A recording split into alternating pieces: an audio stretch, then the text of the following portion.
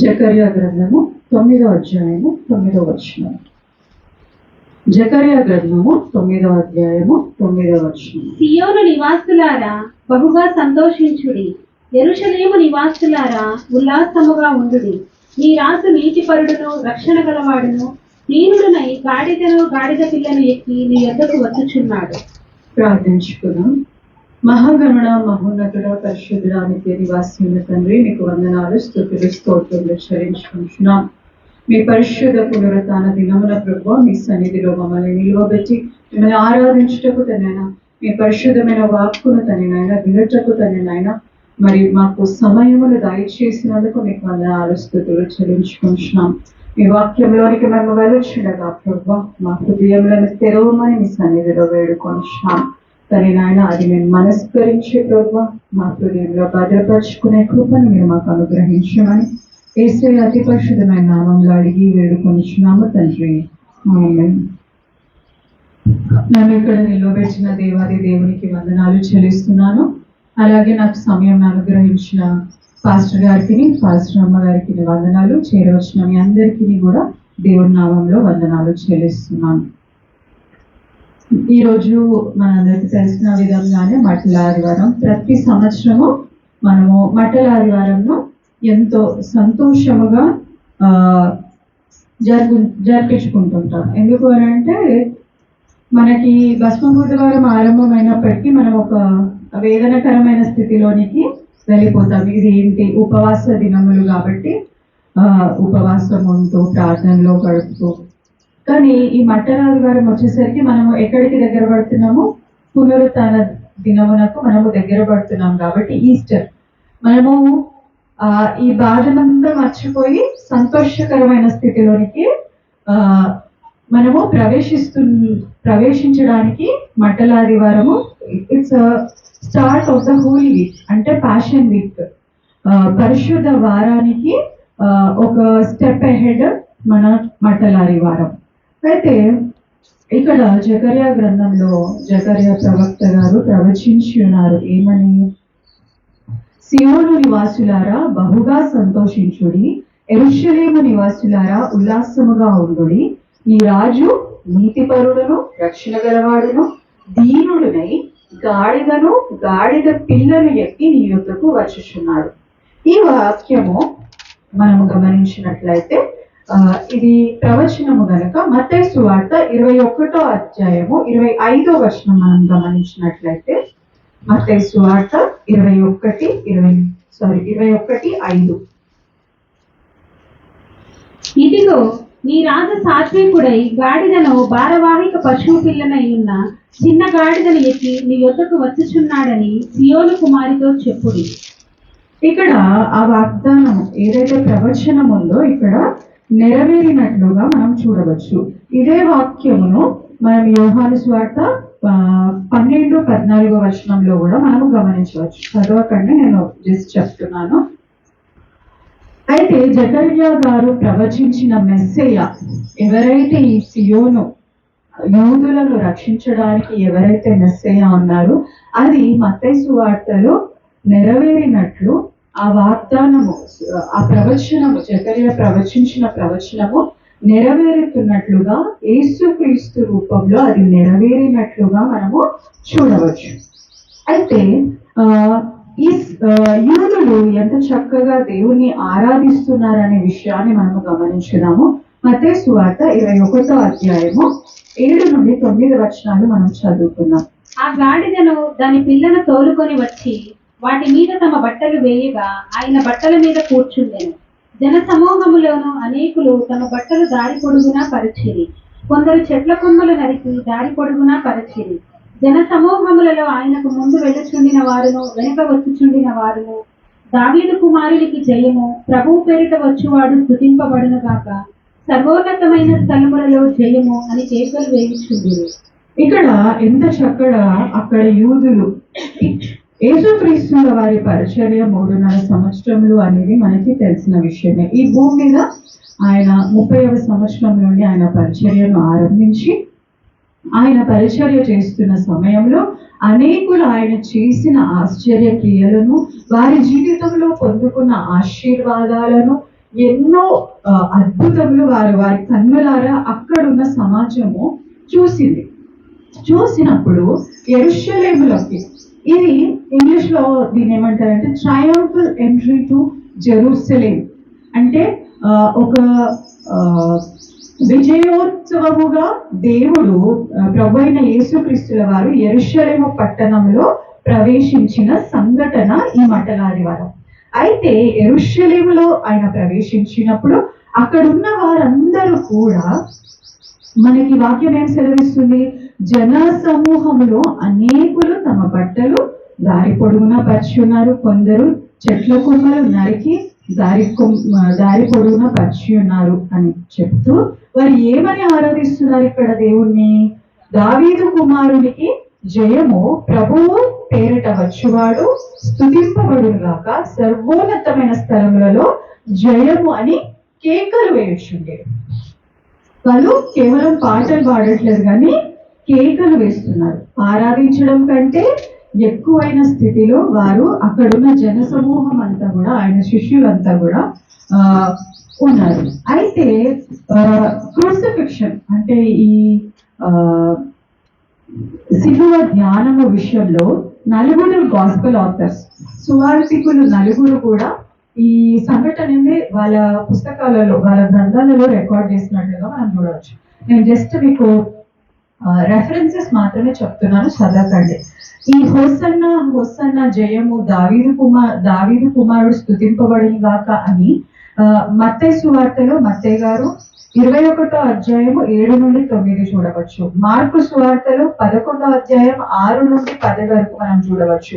లూకా సువార్తలో 19వ అధ్యాయము 35 నుండి 38 వరకు మనం చూడవచ్చు. యోహాను సువార్తలో 12వ అధ్యాయము 12వ వచనం నుండి 14వ వచనం. అంటే ఈ సంఘటనను నలుగురు కూడా ఖచ్చితంగా వాళ్ళ గాస్పెల్స్ లో వాళ్ళు రికార్డ్ చేసినట్లుగా మనం చూడవచ్చు. ఖచ్చితంగా అందరూ జన సమూహము కూడా దేవుని ఆరాధిస్తున్నట్లుగా మనము చూడవచ్చు. అయితే ఆశ్చర్యకరమైన విషయం ఇందులో ఏంటి అంటే, ఏ జన సమూహం అయితే దావీదు కుమారుడు స్తుతింపబడును గాక, ప్రభు పేరిట వచ్చువాడు సన్నుతింపబడును గాక, దావీదు కుమారునికి జయము, హోసన్నా హోసన్నా అని పాడిన ఈ జన సమూహమే కరెక్ట్ వారం రోజుల్లో ఏమంటున్నారు, ఈయనని సిలువ వేయండి అంటున్నారు. ఏమంటున్నారు, సిలువ వేయండి. ఏం జరిగింది ఈ వారం రోజుల్లో? ఏం జరిగింది ఈ వారం రోజుల్లో? అదే దేవుడు కదా, అదే ప్రభు అయిన క్రీస్తు, ఆయన ఎంతో మందిని చనిపోయిన వారిని లేపిన క్రీస్తు, అనేక మంది వ్యాధిగ్రస్తులను స్వస్థపరిచిన క్రీస్తు, ఎవరు ముట్టడానికి ఇష్టపడని ఊరి వెలుపల ఉన్నవారి కుష్ఠరోగులని ముట్టుకొని స్వస్థపరిచిన యేసు క్రీస్తు, అనేక మందికి చదువురాని వారికి, ఎవరి దగ్గరికైతే వాక్యము వెళ్ళదు వారి దగ్గరికి వెళ్ళి వాక్యమును ప్రకటించిన యేసుక్రీస్తు, ఈయన హోసన్నా హోసన్నా హోసన్నా జయము అని పాడిన వీరే ఒక వారానికి మనం గుడ్ ఫ్రైడేకి వచ్చేసరికి ఏమంటున్నారు, సిలువ వేయండి సిలువ వేయండి, మాకు బరబ్బని విడిపించండి, ఈయన మాత్రం సిలువ వేయండి. ఏం జరిగింది? ఈ సిలువ వేయము అనే విషయం కూడా 4 గాస్పెల్స్ లో కూడా రికార్డ్ చేయబడింది. నేను ఒకసారి రెఫరెన్సెస్ చెప్తాను. మత్తయి సువార్త 27వ అధ్యాయము 22 నుండి 23 వరకు సిలువ వేయము సిలువ వేయము అని పిలాతుతో వారు అంటున్నట్లుగా మనం చూడవచ్చు. మార్కు సువార్తలో 15వ అధ్యాయము 12 నుండి 14 వరకు మనం చూడవచ్చు. లూకా సువార్తలో 23వ అధ్యాయము 21వ వచనంలో మనం దాన్ని చూడవచ్చు. యోహాను సువార్తలో 19వ అధ్యాయము 6వ వచనంలో. అయితే హోసన్నా అని పాడిన విషయం కూడా 4 సువార్తికులు రికార్డ్ చేసినారు. సిలువ వేయము అనే విషయం కూడా 4 సువార్తికులు రికార్డ్ చేసినారు. ఎందుకనంటే ఇది చాలా ఇంపార్టెంట్ సంఘటన కాబట్టి. ఇది క్రిస్టియానిటీకి ఆయన రెజరెక్షన్ కానీ, ఆయన సిలువ మరణం కానీ, ఆయన పునరుత్థానం కానీ, ఆయన యెరూషలేములోకి ప్రవేశించిన దినము కానీ, ఇవన్నీ చాలా ప్రాముఖ్యమైనవి కాబట్టి అందరూ కూడా దీనిని రాసినట్లుగా మనం చూడవచ్చు. 4 సందర్భాల్లో మనము వారు హోసన్నా అని పాడుతున్న విధం చూస్తున్నాము. అదే జన సమూహంలో అదే జన సమూహంలో వారు ఏమంటున్నారు? సేమ్, సిలువ వేయండి సిలువ వేయండి అని కేకలు వేస్తున్నట్లుగా కూడా మనం చూస్తున్నాం. ఎందుకు జరిగింది ఈ వారం రోజుల్లో అంతగా ద్వేషము వారి మనస్సుల్లో ఎందుకు పుట్టింది? ఆయనను ప్రేమించి ఆయన కొరకు స్తుతిస్తూ కేకలు వేసిన ప్రజలే ఆయనను ఇంతగా ఎందుకు ద్వేషించే పరిస్థితి కలిగింది అనేది మనము తెలుసుకున్నాం. లూకా సువార్త 13వ అధ్యాయము 34వ వచనం మనం గమనించినప్పుడు, లూకా సువార్త 13:34. యెరూషలేమా యెరూషలేమా, ప్రవక్తలను చంపుచు నీ యొద్దకు పంపబడిన వారిని రాళ్లతో కొట్టుచు ఉండుగానా, కోడి తన పిల్లలను తన రెక్కల క్రింద ఎలాగూ చేర్చుకొనునో అలాగే ఎన్నో మారులు నేను నీ పిల్లలను చేర్చుకొనవలెనని ఇంటిని గాని మీరొల్లకపోతిరి. ఇక్కడ మనం గమనించినట్లయితే యేసుక్రీస్తు ప్రభుల వారు యెరూషలేము పట్టణం గురించి మాట్లాడుతూ ఏమంటున్నారు? యెరూషలేమా యెరూషలేమా, ప్రవక్తలను చంపుచు నీ యొద్దకు పంపబడిన వారిని రాళ్లతో కొట్టుచు ఉండదానా. ఆయన దగ్గరికి, ఆయన ప్రజల దగ్గరికి అనేక మంది ప్రవక్తలని దేవుడు పంపించినప్పటికీ వీరేం చేస్తున్నారు? ఆ ప్రవక్తలను చంపుచు, ఆ ప్రవక్తలను వారి చేతుల్లోనే రాళ్లను పట్టుకొంచు, ఆ రాళ్లతో వారిని చంపుచు ఉన్నారు. ఇక్కడ దేవుడు ఏమంటున్నారు? కోడి తన పిల్లలను తన రెక్కల క్రింద ఎలాగూ చేర్చుకొనునో అలాగే ఎన్నో మార్లు నేను నీ పిల్లలను చేర్చుకోవాలని ఉంటిని గాని మీరు వెళ్ళకపోతే. కోడి తన పిల్లల్ని ఎలాగైతే తన రెక్కల కింద దాచుకుంటుందో అటువంటి విధంగా అంతే ప్రేమపూర్వకంగా నేను మిమ్మల్ని అనేక మార్లు నా ప్రవక్తలను మీ యొద్దకు పంపించి నేను మిమ్మల్ని నా దరికి చేర్చుకోవాలని నేను ఎంత ఆశపడినప్పటికీ, అనేక మందిని మీ యొద్దకు పంపించినప్పటికీ కూడా మీరు వినే పరిస్థితుల్లో మాత్రము లేరు అని ప్రభువైన యేసుక్రీస్తుల వారు ఇక్కడ చెప్తున్నారు. మనం ఇక్కడ గమనించినప్పుడు ఇక్కడ వారికి ఎందుకంత ద్వేషము పుట్టింది? ఎందుకంత ద్వేషం పుట్టిందని అంటే, వారు ఒక రాజు కోసం వెయిట్ చేస్తున్నారు. రోమ సామ్రాజ్యము బహుభయంకరమైన సామ్రాజ్యం. వారు ఎంతో వారి శిక్షలను, వారి ట్యాక్సెస్ ని తట్టుకోవడం అనేది కష్టం. అటువంటి పరిపాలన ఉన్న రాజ్యంలో ఈ యూదులు ఉన్నారు. అయితే ఇప్పుడు ఈ యూదులు మెస్సయ్య కొరకు కనిపెడుతున్నారు. ఈయనే మెస్సయ్య అన్నారు, బాగుంది. కానీ వారు దేని విడుదల కోసం కనిపెడుతున్నారంటే పొలిటికలీ నేషనల్లీ వారు విడిపింపబడాలి అని అంటే, ఈ బంధకాలు ఏ బంధకాల కోసం వారు తాపత్రయపడుతున్నారంటే లోక సంబంధమైన బంధకాల నుండి విడిపింపబడాలనే ఆశలో వారు యూదులు అక్కడ ఉన్న వారందరూ కూడా ఉన్నారు. ఎందుకంటే రోమ సామ్రాజ్యం నేను మీకు చెప్పినట్లుగా వారిని స్లేవరీలో, దాస్యంలో ఉంచిన సామ్రాజ్యము. బహు కఠినమైన మనస్సులు గల అధికారులు ఈ రోమ సామ్రాజ్యంలో ఉన్నవారు. కాబట్టి ఎవరైనా అటువంటి కష్టములలో, అటువంటి బంధకములలో వారు ఉన్నప్పుడు వారు అదే కదా కోరుకునేది. మాకు రాజు వస్తున్నాడంటే ఈ రాజు వాళ్ళు ఏం ఊహించినారు? యేసుక్రీస్తు ప్రభుల వారు వచ్చి ఈ రోమా సామ్రాజ్యాన్ని పడద్రోసి ఆ సింహాసనముల మీదకి, లోక సంబంధమైన సింహాసనం మీదకి ప్రభువైన యేసుక్రీస్తుల వారు ఎక్కి వారిని విడుదల కలుగజేస్తారని వారు ఆశపడ్డారు. కానీ ఈయనేమొచ్చినారు? నాకు ఇటువంటి లోక సంబంధమైన అధికారం నాకు అక్కర్లేదు, మీ ఆత్మకు పట్టిన బంధకాల నుండి, మీ హృదయములకు పట్టిన బంధకాల నుండి నేను విడిపించడానికి మీ వద్దకు వచ్చి ఉన్నాను అని ఇక్కడ ఆయన దాని విషయమే వచ్చినారు. కానీ వీరు ఎవరి కోసం వెయిట్ చేస్తున్నారు? పొలిటికల్లీ వాళ్ళని విడిపించే ఒక కింగ్ కోసం వెయిట్ చేస్తున్నారు. కానీ అది అక్కడ జరగలేదు. కాబట్టి వారికి ఒక రకమైన ద్వేషము వారిలో వచ్చేసింది. మనము చాలాసార్లు గమనించినప్పుడు ఇశ్రాయేలీలు కూడా ఏం కోరుకున్నారు? సమయంలో దేవుడే వారికి రాజై ఉన్నప్పుడు ఇశ్రాయేలీలు ఏం కావాలన్నారు? మాకు ఒక రాజును నియమించు అని సమూయేలు గారితో చెప్పినప్పుడు దేవుడు ఏం చేసినాడు? కోపగించుకొని వారికి సౌలుని ఇచ్చినాడు. అప్పటి నుండి వారికి బహుభయంకరమైన యుద్ధములు, నెమ్మది లేని స్థితిలో వారు ఉన్నారు. చాలా మార్లు మన జీవితంలో దేవుడు అనేకమైన రైట్ చాయిసెస్ ని మన ముందు పెడతారు. కానీ మనుష్య రీతిగా మనం ఆలోచిస్తూ ఎప్పుడు మనం ఏం చేస్తాము, రాంగ్ చాయిసెస్ ని మనము చూస్ చేసుకుంటాం.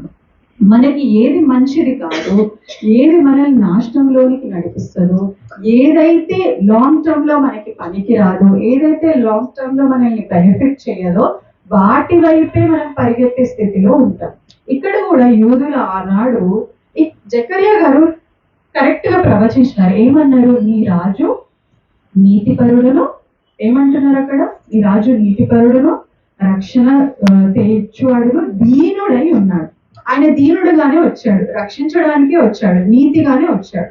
ఆయన సింహాసనం ఎక్కి స్వార్డ్స్ ని పట్టుకొని, కత్తులను పట్టుకొని రాజ్యాలను ఓడగొట్టడానికి వస్తాడని చెప్పేసి అక్కడ జకర్యా గారు ప్రవచించలేదు. ఆయన ప్రవచించారు ఏమని, నీ రాజు దీనుడిగా వస్తాడు. ఆయన దీనత్వం ఎక్కడ కనబడుతుంది, సిలువలో ఆయన దీనత్వము మనకి దేవుడు కనపరిచి ఉన్నాడు. కానీ ఆ ప్రాఫెసీని వారు కరెక్ట్ గా గ్రహించలేకపోయింది. అందుకని వారిలో ద్వేషం వచ్చింది. అందుకని యెషయా గారు చాలా చక్కగా చెప్తారు. యెషయా గ్రంథము 29వ అధ్యాయము 13వ వచనం మనం చూద్దాం. ప్రభు ఇలాగ సెలవిచ్చి ఉన్నాడు, ఈ ప్రజలు నోటి మాటతో నా యొద్దకు వచ్చుచున్నారు, పెదవులతో నన్ను గనపరచుచున్నారు గాని తమ హృదయమును నాకు దూరము చేసుకుని ఉన్నారు. ఇక్కడ యెషయా గారు చెప్తున్నారు, వీరి నోటి మాటలతో మాత్రమే నా దగ్గరకు వస్తున్నారు కానీ వీరి హృదయము నాకు చాలా దూరంగా ఉన్నది. అదే మన యెరూషలేము పట్టణంలో జరిగింది. అదే వారి పెదవులతో దేవుని స్తుతించారు కానీ దేవుని యొక్క వాక్కును గ్రహించే స్థితి వారికి లేదు. దేవుని వాక్కును వారు గ్రహించలేదు.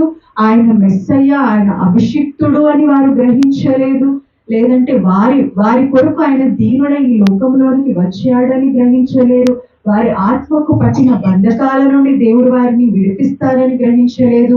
మరణము పెట్టిన ముళ్ళుని ఆయన త్రుంచి వేస్తాడని కూడా వారు గ్రహించలేదు. కాబట్టి వారు ఏం చేస్తున్నారు, కేవలము పెదవులతో స్తుతించారు. అందుకని వారి హృదయంలో అంత ద్వేషం కలిగింది. వారు నిజంగా హృదయంతో స్తుతించి ఉంటే ఆ ద్వేషం వారిలో ఉండేది కాదు. అదే విషయము ఎహెచ్కేల్ గారు కూడా అంటారు. చూడండి, ఎహెచ్కేల్ గ్రంథము 33వ అధ్యాయము 31వ వచనం. ఎహెచ్కేల్ గ్రంథం 33:31.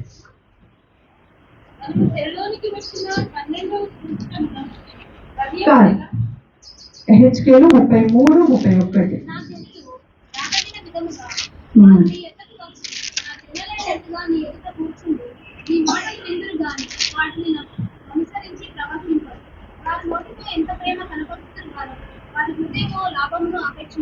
ఇక్కడ ఎహెచ్కేల్ గారు కూడా ఎంత చక్కగా ఎహెచ్కేల్ గారితో దేవుడు మాట్లాడుతున్నారు. ఏమంటున్నారు, నా జనులు రాదగిన విధముగా వారు నీ యొద్దకు వచ్చి నా జనులైనట్టుగా నీ ఎదుట కూర్చుండి నీ మాటలు విందురు గాని వాటిని అనుసరించి ప్రవర్తించారు.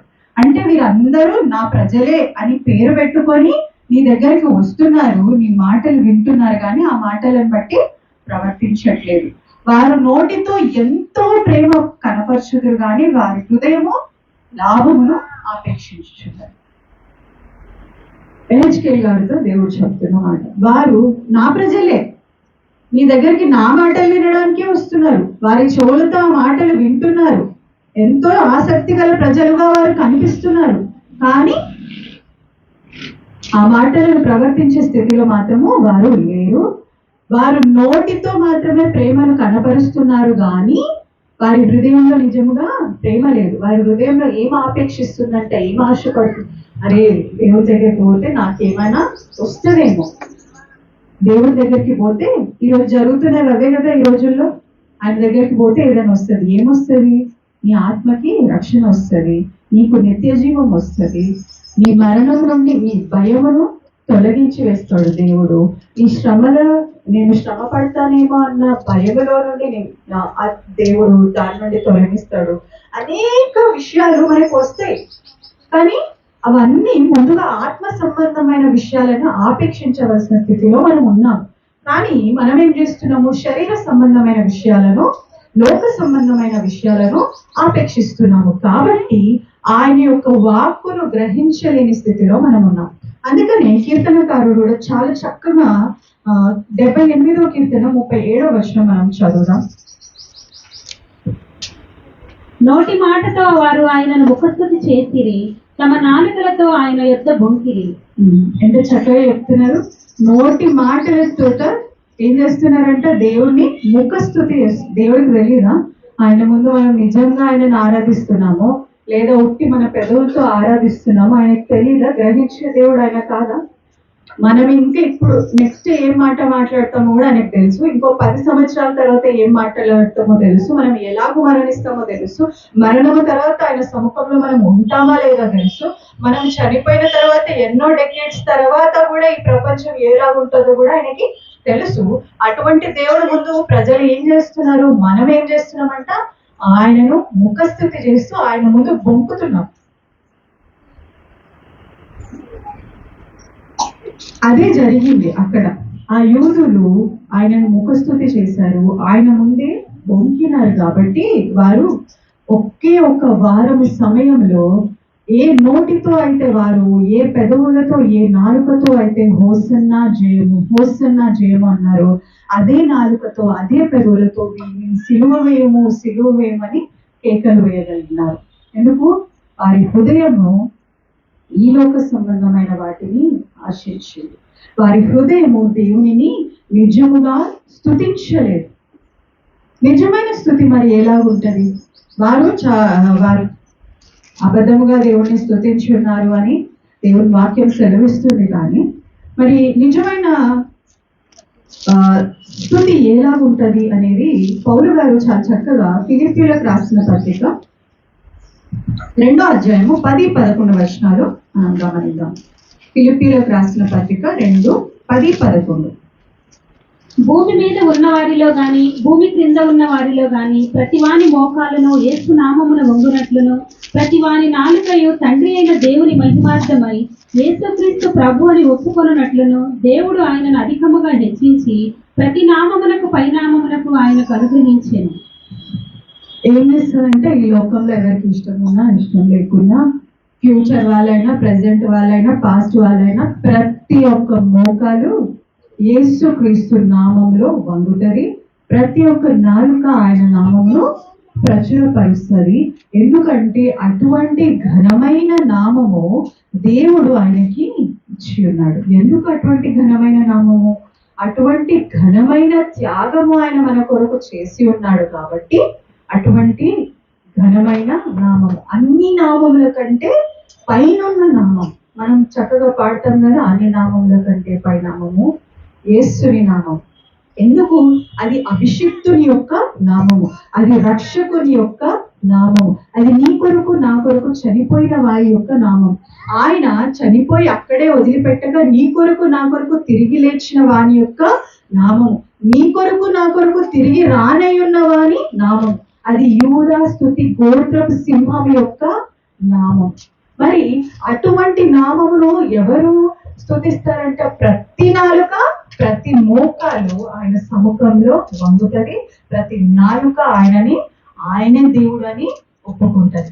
అది నిజమైన స్తుతి. అలాగే మనం గమనించినట్లయితే ప్రకటన గ్రంథము 7వ అధ్యాయము 9-10 వచనాలు మనం చూద్దాం. అక్కడ ఎంత చక్కగా దేవుని. ఆ తర్వాత నేను చూడగా ఇదిగో ప్రతి జనములో నుండి, ప్రతి వంశములో నుండి, ప్రజలలో నుండి, ఆయా భాషలు మాట్లాడే వారిలో నుండి వచ్చి ఎవడనో లెక్కింపచాలని ఒక గొప్ప సమూహము కనబడెను. వారు తెల్లని వస్త్రములు ధరించుకున్న వారై ఖర్జూరపు మట్టలు చేత పట్టుకొని సింహాసనము ఎదుటను గొర్రెపిల్ల ఎదుటను నిలువబడి సింహాసనాసీనుడై ఉన్న మా దేవునికి గొర్రెపిల్లకును మా రక్షణకర్త స్తోత్రము అని మహాశబ్దముతో ఎలుగెత్తి చెప్పింది.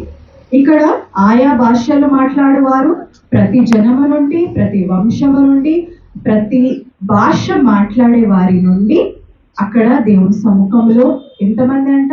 లెక్కింపజాలని మనుషులు, ఒక సమూహము యోహాను గారికి కనబడింది. ఇక్కడ వారు ఏం చేస్తున్నారు? తెల్లని వస్త్రములు ధరించుకున్న వారే ఖర్జూరపు మట్టలు చేత పట్టుకొని ఏం చేస్తున్నారు? సింహాసనం ఎదుట నిలవబడి సింహాసనాసీనుడైన మా దేవునికి, గొర్రెపిల్లకును, మా రక్షణకర్త అయిన దేవునికి స్తోత్రం. ఇది నిజమైన స్తుతి. ఇది ఫ్యూచర్ లో మనం చేయబోయే స్తుతి ఆరాధన. దేవుని సముఖంలో నిలవబడి తెల్లని వస్త్రములు ధరించుకొని ఖర్జూరపు మట్టలు పట్టుకొని ఆయా భాషల నుండి, ప్రతి వంశము నుండి, ప్రతి జనము నుండి ఆయన సన్నిధిలో నిలవబడి ఆరాధించే స్థితి నిజమైన స్థుతి. మరి ఆయా జనములలో, ఆయా వంశములలో, ఆయా భాషలు మాట్లాడే ఆ సమూహంలో మనం ఉంటామా లేదా అనేది మన మనస్సాక్షికి, మన ఆత్మకు తెలిసిన విషయం కదా. ఇది ఎవ్వరు పరిశీలించాల్సిన అవసరం లేదు కదా. మన పాస్టర్కి, లేకపోతే ఇక్కడ నిలవబడ్డ వారికో, మన చుట్టుపక్కల వారికో తెలియదు. నిజముగా మన దేవునితో మనకి ఎటువంటి సంబంధం కలిగి ఉన్నామో అది మనకి మాత్రమే తెలుసు. మరి మనము పరిశీలించుకున్నాం. ఒకవేళ యూదుల వలె మనము ప్రజలకు కనబడినట్లు దేవుని ఆరాధించి మనస్సులో ఆయన పట్ల క్రోధము పెట్టుకున్న స్థితిలో మనం ఉన్నామా, లేదా ఈ లోకంలో ఆయనను స్తుతిస్తూ పరలోకంలో కూడా ఏదైతే మన గృహమై ఉన్నదో, మన సొంత గృహము, మన తండ్రి మన కొరకు ఏర్పాటు చేసిన గృహంలో తెల్లని వస్త్రంలో, ఒకసారి ఇమాజిన్ చేసుకోండి, చక్కగా రిన్ను ఉజాల కాకుండా అంతకంటే తెల్లని వస్త్రములు ధరించుకొని ఖర్జూరపు మట్టలు చేత పట్టుకొని ఏ భయం లేకుండా, వీళ్ళు వచ్చి మనల్ని ఏదో చేస్తారు, వాళ్ళు వచ్చి మనల్ని ఏదో చేస్తారు, వాళ్ళని చూస్తే నాకు సిగ్గైతుంది, వీళ్ళు నన్ను చూస్తున్నారు, ఏ ఎగతాళి లేదు, ఏ భయము లేదు. మనం ఏం చేస్తున్నాము? ఖర్జూరపు మట్టలు చేత పట్టుకొని సంతోషంతో, అత్యానందంతో, మనకు తెలియని వాళ్ళతో, ఆయా భాషలు మాట్లాడే వారితో, గొప్ప గొప్ప వంశముల నుండి వచ్చిన వారితో, మనకంటే తక్కువైన వారితో, మనకంటే ఎక్కువైన వారితో, ఘనులైన వారితో, ఆయనతో నడిచిన ఆయన శిష్యులతో, మనకంటే ముందుగా వెళ్ళిన మన పితరులతో కలిసి మనం ఏం చేస్తున్నాము? సింహాసనం ముందు కూర్చొని మా రక్షణకర్త అయిన దేవా మహాశబ్దంతో ఆయనను స్తుతించే స్థితిలో మనం ఉంటాం. అందుకని పేతురు గారు చాలా చక్కగా ఏమంటారంటే, పేతురు గారు రాసిన మొదటి పత్రిక 2వ అధ్యాయము 9వ వచనం. అయితే మీరు చీకటిలో నుండి ఆశ్చర్యకరమైన తన వెలుగులోనికి మిమ్మల్ని పిలిచిన వారి గుణాతిశయములను ప్రచురము చేయ నిమిత్తము ఏర్పరచబడిన వంశమును, రాజులైన యాజక సమూహమును, పరిశుద్ధ జనమును, దేవునికి సొత్తైన ప్రజలనై ఉన్నారు. ఇక్కడ మనం ప్రతిసారి చేసేది ఏంటంటే, మనము దేవుని సొత్తైన ప్రజలము, యాజక సమూహము, ఇంకేమంటారు, రాజుల వంశం. అరే ఇది వినడానికి భలే బాగుంది. మనం నార్మల్ ఫ్యామిలీస్ లో పుట్టినప్పటికీ దేవుడు మనల్ని అడాప్ట్ చేసుకోగానే, ఆయన ఫ్యామిలీలోకి మనల్ని ఇన్వైట్ చేయగానే మనం ఏమైపోయినాము? రాజుల సమూహము, యాజకుల సమూహము, దేవుని సొత్తైన ప్రజలు. అరే భలే బాగుంది అని మనం అనుకుంటాం. కానీ అక్కడ ఒక క్లాజ్ ఉంది. ఏం చదవాలి? చీకటిలో నుండి ఆశ్చర్యకరమైన తన వెలుగులోనికి మిమ్మును పిలిచిన వారిని ప్రచురించు నిమిత్తము ఏర్పరచబడిన రాజుల సమూహము, యాజకుల సమూహము, దేవుని సొత్తైన ప్రజలు. ఒకవేళ నిన్ను చీకటిలో నుండి ఆశ్చర్యకరమైన తన వెలుగులోనికి పిలిచిన వారిని నువ్వు ప్రచురింపకపోతే, నువ్వు ఆయనను స్తుతించకపోతే, ఆయన సువార్తను నువ్వు ప్రకటించకపోతే, ఆయన మాట విని ఆయన మాట ప్రకారం నువ్వు నడవని స్థితిలో ఉంటే నువ్వు రాజువా, యాజకుల సమూహంలో ఉన్నవాడివా, దేవుని సొత్తైన ప్రజవా? అందుకని పేతురు ఏమంటారు? మీరు, దేవుడు మిమ్మల్ని పిలిచినాడు, కానీ ఎందుకు పిలిచినాడు? మిమ్మల్ని ఎవరైతే పిలిచినారో ఆయన నామంను ప్రకటించడానికి పిలిచినాడు. అందుకోసము మనందరినీ కూడా ఆయన ఏర్పరచుకున్నారు. ఒకవేళ ఈ ఏర్పాటును మనం గ్రహించి ఆయనను ప్రచురించినామా, ఆయన నామమును మనము if we are proclaiming his name to the nations, to our neighbors, to our loved ones, then we are a chosen race, then we are a royal priesthood, then we are a holy nation of people. ఆయన సొత్తైన ప్రజలం మనం. ఇవన్నీ చేయకుండా మేము రాజులము, మేము యాజకులము, మేము దేవుని సొత్తు అని అంటే కాదని. అందుకనే అక్కడ ఆయన పేతురు గారు చాలా క్లియర్గా చెప్తున్నారు. మిమ్మల్ని పిలిచిన వారిని ప్రచురించు నిమిత్తమే మీరు ఏర్పరచబడ్డారు. నిజమే కదా, మనం ఎటువంటి స్థితిలో ఉన్న వాళ్ళని దేవుడు వెలుగులోనికి నడిపించున్నాడు. మరి ఆ వెలుగు అందరూ కూడా చూడాలి కదా. అందరూ చీకట్లో, మనకి వెలుగు వచ్చింది, మనం సంతోషంగా ఉన్నాం, సరిపోద్ది. మన ఇంట్లో కరెంట్ ఉంది, మనకి ఇంట్లో ఫుడ్ ఉంది, సరిపోద్ది. పక్కన వాడు ఏమైపోయినా పర్వాలేదు అనుకుంటే దేవుని సువార్త ప్రకటింపబడుతుందా? ఈరోజు ఏం చేస్తున్నారు బోధకులందరూ? ఏం చేస్తున్నారు? బోధకులను పేరు పెట్టుకొని వారి నిమిత్తము, వారి పిల్లల నిమిత్తం, వారి పిల్లల పిల్లల నిమిత్తము డబ్బులు సంపాదించుకుంటున్నారు. బాగుంది. మరి సువార్తని, ఆత్మలను ఎవరు సంపాదిస్తారు? దేవుడు ఏమన్నాడు? మీరు సర్వ సృష్టికి వెళ్ళి సర్వ సృష్టికి సువార్త ప్రకటించండి అన్నాడు. మీరు సర్వ సృష్టికి వెళ్ళి హైదరాబాద్ లో, సికింద్రాబాద్ లో, విజయవాడలో, రాజమండ్రిలో, పాకిస్తాన్లో, చైనాలో ఎక్కడ డబ్బులు ఉంటే అక్కడ పోయి మీకు, మీ పిల్లలకి ఫుల్ డబ్బులు సంపాదించుకోండి, మీ తరతరములకు తరగని ఆస్తి మీరు సంపాదించుకోండి అన్నాడు.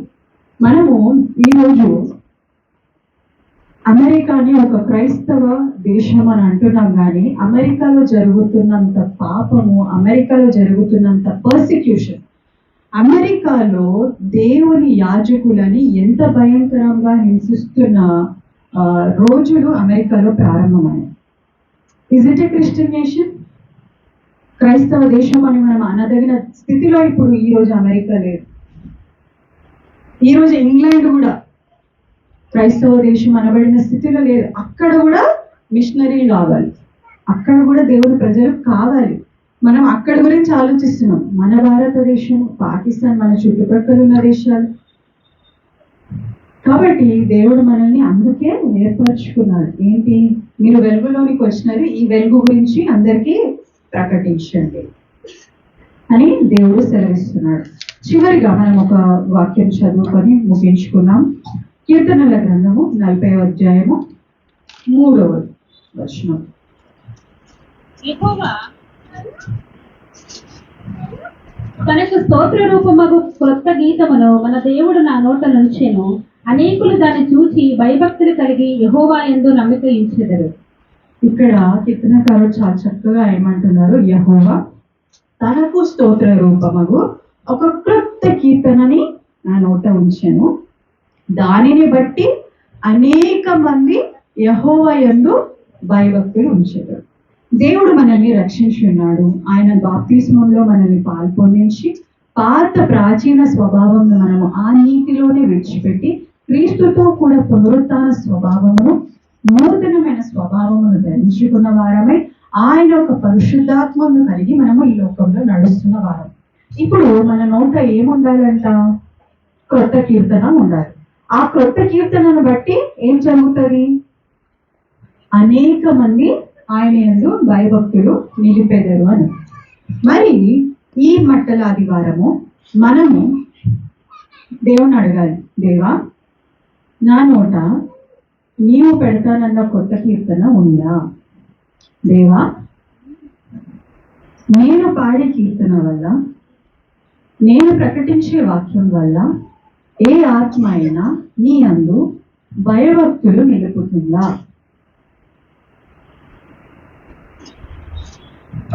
దేవుడు మనకి వాగ్దానం చేస్తున్నారు, చాలా చక్కని వాగ్దానం.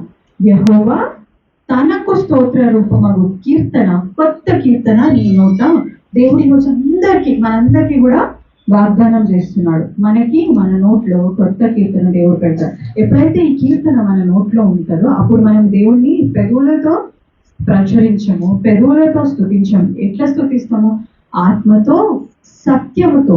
దేవుడికి ఇష్టమైన ఆరాధన, దేవునికి అనుకూలమైన ఆరాధన, దేవునికి అనుకూలమైన తలంపు, దేవునికి అనుకూలమైన నడత, దేవునికి అనుకూలమైన ప్రవర్తన. ఇవన్నీ మనము ఎప్పుడైతే ఆయన మన నోట్లో ఒక కొత్త కీర్తన పెడతాడో అది జరుగుతుంది.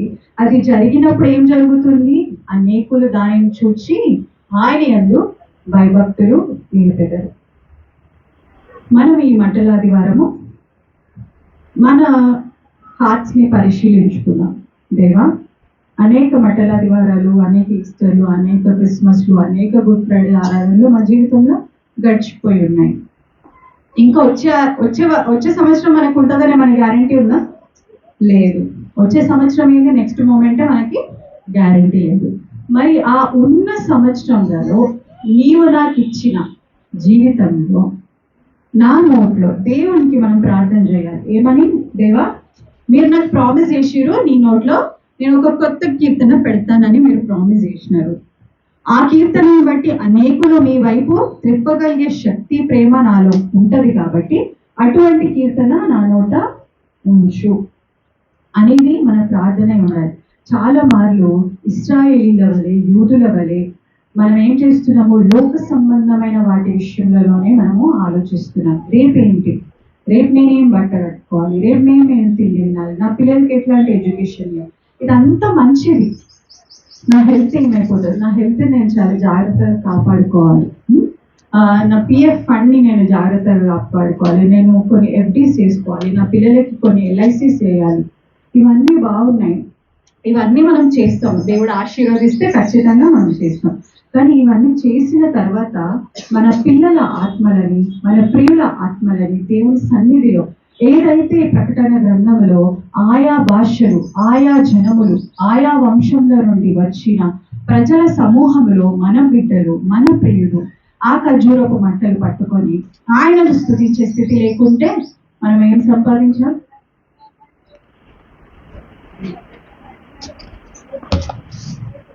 జకర్యా గారు చాలా చెప్తున్నారు ఎంత చక్కగా. నీ రాజు ఎవరు? మన రాజు నీతిపరుడు, రక్షణ గలవాడు, దీనుడు. ఆయన కోపమును, ఉగ్రతను కనిపరిచే స్థితి ఉంటే ఎప్పుడు మనము నశించిపోయి ఉన్నారు. కానీ ఆయన దీనుడైన దేవుడు. ఆ దీనుడైన దేవుడు నన్ను ఈరోజు పిలుస్తున్నాడు. పరలోకంలో నువ్వు నా కొరకు ఏం చేయాలి? నీ తెల్లని వస్త్రములు, నీ కొరకు ఉంచబడిన నీ తెల్లని వస్త్రములు, నీ మహిమా శరీరంతో నువ్వు నిలబడి ఖర్జూరపు మట్టలను పట్టుకొని నీ దేవుని సింహాసనం ఎదుట ఉండే స్థితి నేను నీకు కలుగజేస్తాను. కాబట్టి ఆ పెదవులతో ఉన్న స్థితిని నువ్వు పక్కన పెట్టి, పెదవులతో స్తుతించే స్థితిని పక్కన పెట్టి నువ్వు ఎక్కడికి రావాలి? నా దగ్గరికి రా. ఎలా? నీ హృదయంతో రా. నీ దీనుడైన నీ రాజు దగ్గరికి, రక్షణ కలుగజేసే నీ రాజు దగ్గరికి, నీతిని నీకు అనుగ్రహించే నీ రాజు దగ్గరికి రా అని దేవుడు పిలుస్తున్నాడు. అలనాడు యూదులను పిలిచాడు, వారు వెళ్ళలేదు. అందుకని దేవుడు ఏం చేసినాడు? పౌలుని అన్యజనుల కోసం పంపించున్నాడు. ఎంతో మంది రక్తము, ఎంతో మంది ప్రాణాలు ఈరోజు మన చేతిలో ఈ వాక్యం ఉంది. దానికి, క్రీస్తు రక్తానికి మనం విలువేసి, మన పితరులు మన కోసం ప్రయాసపడిన ఆ ప్రయాసకి మనము మనస్కరించి దేవుని ఎడల మనము ఒక గోల్ తోటి, ఒక గమ్యము, మన గమ్యం ఏమై ఉండాలి? ఆ తెల్లని వస్త్రములు, ఆ ఖర్జూరపు మంటలు, ఆయన సముఖంలో నిలబడే స్థితి, అది మన గమ్యమై ఉండాలి. మరి అటువంటి గమ్యము ఏర్పరచుకొని ఇరుకు ద్వారమును నడిచి ప్రవేశించి మరి ఆయన సన్నిధిలో నిలిచే కృప దేవుడు మనందరికీ అనుగ్రహించును గాక. ఆమేన్.